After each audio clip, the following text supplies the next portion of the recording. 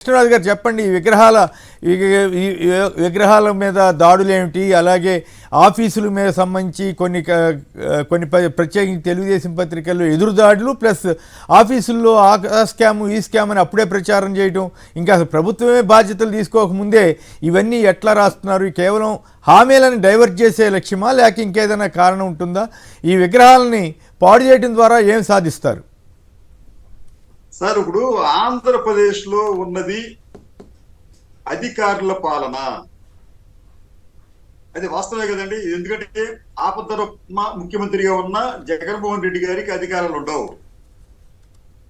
ఎన్నికల సంఘం వారి ఎన్నికలు కూడా అయిపోయింది. అధికారుల పరిపాలన, ఈ అధికారుల్ని కనీసం ప్రమాణ స్వీకారం చేయకుండా, టీడీఎల్పీ నాయకుడు ఎవరో తెలియకుండా, టీడీఎల్పీ నాయకుడు ఎన్నుకోవాలి కదండి. ఎన్నుకున్న తర్వాత ఈ అధికారులు వాళ్ళకి వెళ్ళి సాష్టాంగపడవచ్చు, అభినందించు, ఏమైనా చేయొచ్చు. ఏమీ జరగలేదు. కానీ ఈ అధికార యంత్రాంగం యావత్తు చంద్రబాబు నాయుడు గారి కనుసన్నల్లో ఇప్పటి నుంచే పనిచేయటం ప్రారంభించింది. ఇది వాస్తవం అండి. ఎందుకంటే మీకు చంద్రబాబు నాయుడు గారు గెలిచిన తర్వాత మొన్న ఒక ఘనంగా ఒక ప్రకటన చేశారు. ఆయన, మేము పాలకులం కాదు సేవకులం, అధికారం అని నేను దీన్ని అనుకోవట్లేదు, బాధ్యత అని చెప్పిన వ్యక్తే ఏమంటాయంటే, ఇకపై మారిన చంద్రబాబును చూస్తారు, అధికారుల పెత్తనం ఉండబోదు. ఆయన చెప్పిన మాటేనండి అది. మారిన చంద్రబాబును చూస్తాం, అధికారుల పెత్తనం ఉండబోదు. నేను మారనన్న అభిప్రాయం చాలా మందిలో ఉంది. ఇకపై అలా జరగదు, మీరే ప్రత్యక్షంగా చూస్తారు.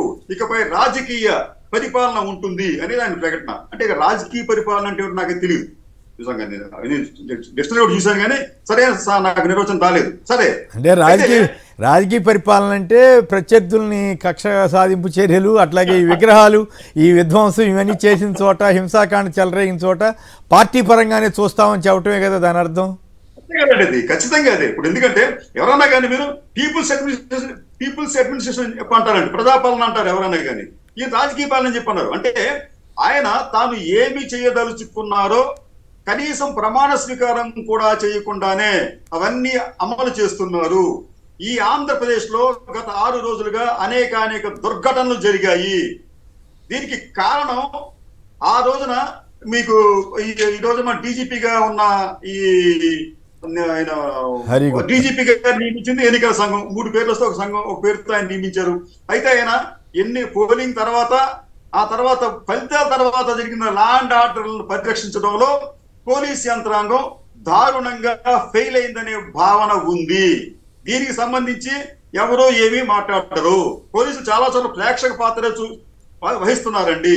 నేను నిన్న ఒక సంఘటన, విజయవాడలో ఒక సంఘటన, కొంతమంది కార్యకర్తలు ఒక పార్టీ జెండాకు సంబంధించి దాని మీద బుడద జల్లుతూ దాన్ని ధ్వంసం చేసే ప్రయత్నం చేస్తూ ఉంటే పక్కనే ఉన్న పోలీసులు జస్ట్ ప్రేక్షకుల్లాగా ఉన్నారు అంతేనండి. వాళ్ళు అంటే వారికి ఆదేశాలు రాలేదా, వారికి బాధ్యత లేదా, అసలు వారు నియమించినందుకే కదా.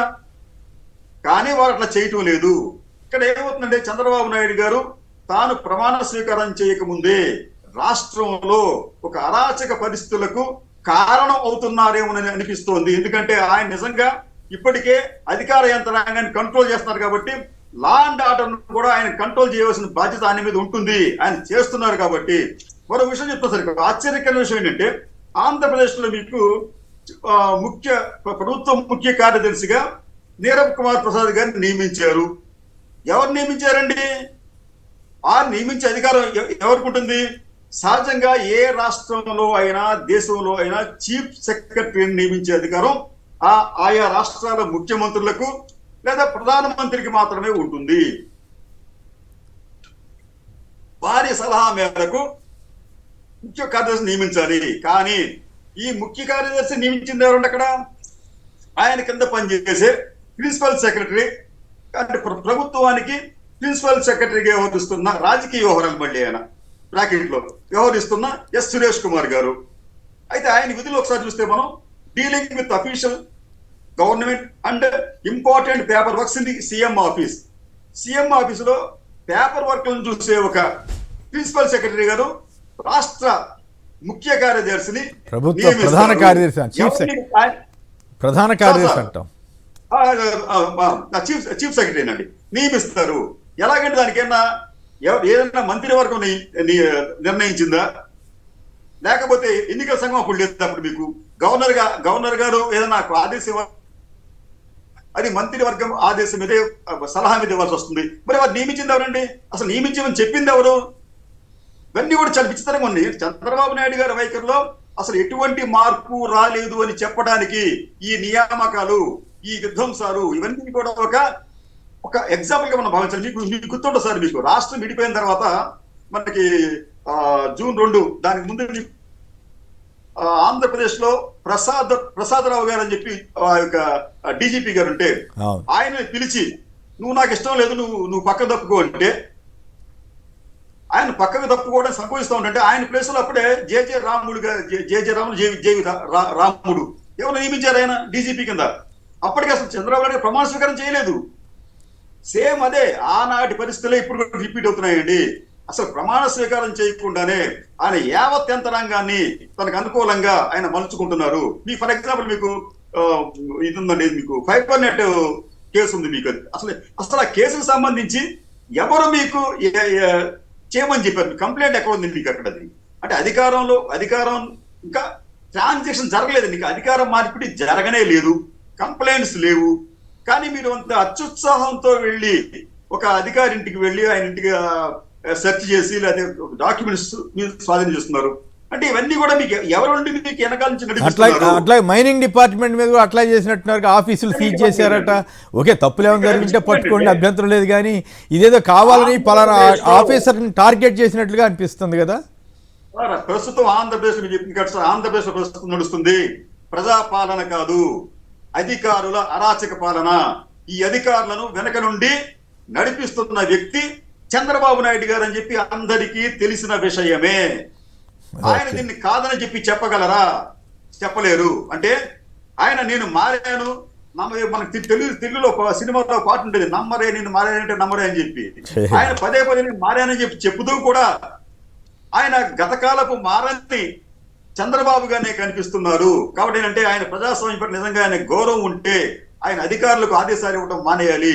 అధికారులను పిలిచి నువ్వు నాకు అక్కర్లేదు, నువ్వు నాకు కావాలి అని చెప్పి చెప్పడం మానివేయాలి. తర్వాత విగ్రహాలకు సంబంధించి ఇప్పుడు అంబేద్కర్ విగ్రహం కావచ్చు, లేకపోతే మహాత్మా గాంధీ విగ్రహం కావచ్చు, అట్లాగే ఎన్టీ రామారావు లేదా వైఎస్ఆర్, వీరందరూ కూడా దేశానికి రాష్ట్రానికి ఎంతో సేవలు అందించిన వ్యక్తులు. మీకు పార్టీల మీద ఉన్న కోపంతో ఆ మహానాయకులు లేదా మహానేతల విగ్రహాలను ధ్వంసం చేయటమో లేకపోతే వాటికి అవమానపరిచే విధంగా వాటిని చేయటమో అనేది భావ్యం కాదు. ఇటువంటి సంఘటనలకు సంబంధించి చంద్రబాబు నాయుడు గారు లేకపోతే ఆయన పార్టీకి సంబంధించిన వారు తప్పనిసరిగా ఖండిస్తే రాష్ట్ర ప్రజలు హర్షిస్తారు. లేకపోతే ఆయన మారలేదు, ఈ రాష్ట్రం కూడా మారదు అనే భావన కలిగే ప్రమాదం ఉంటుంది కేసీఆర్ గారు. రైట్.